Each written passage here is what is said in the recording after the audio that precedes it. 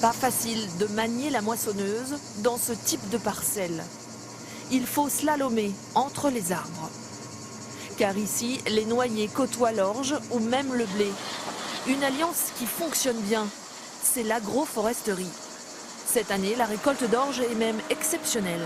En termes de rendement, on a pratiquement les mêmes rendements qu'en plein champ, qu'en culture classique. Disons que l'intérêt est multiple. Parce qu'on récolte une culture céréalière, ici c'est de l'orge.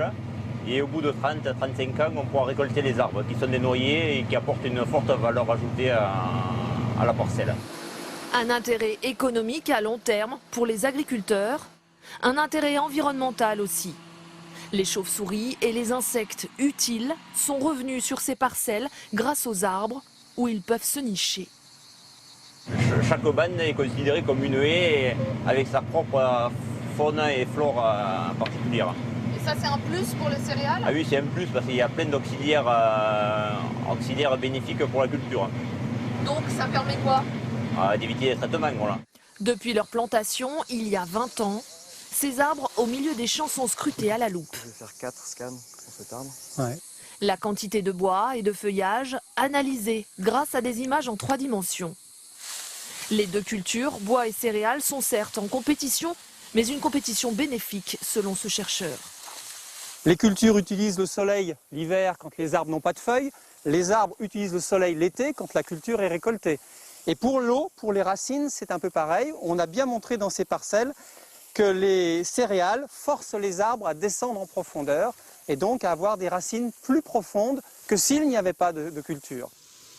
Autre avantage, l'engrais naturel créé par les feuilles qui tombent à l'automne.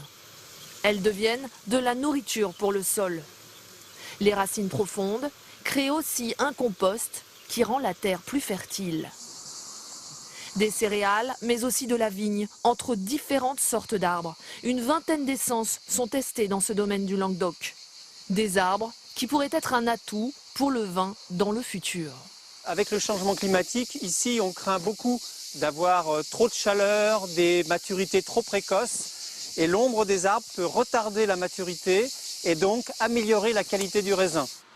Dans le Gard, Denis Flores cultive en agriculture bio toutes sortes de fruits et de légumes au milieu de ses noyers. Ses pieds de tomates produisent un peu moins qu'en plein soleil, mais il est gagnant car il fait des économies. Les tomates ne transpirent plus, enfin transpirent beaucoup moins comme nous quand on est à l'ombre. Et du coup, elles ont besoin de beaucoup moins d'eau. Voire pas du tout? Voire pas du tout, puisque cette planche-là, elle n'a pas été arrosée depuis qu'on l'a plantée. Et c'est grâce surtout aussi aux copeaux de bois. Donc ça, c'est les branches qu'on coupe des arbres, qu'on déchiquette et qu'on étale par terre pour faire une couverture. Ça permet de garder la fraîcheur et ça permet d'apporter de la matière organique, donc de l'engrais. Chaque année, 3000 hectares sont plantés en agroforesterie, en culture ou pour l'élevage dans les prairies. Une technique qui reste minoritaire, moins de 1% des terres agricoles françaises.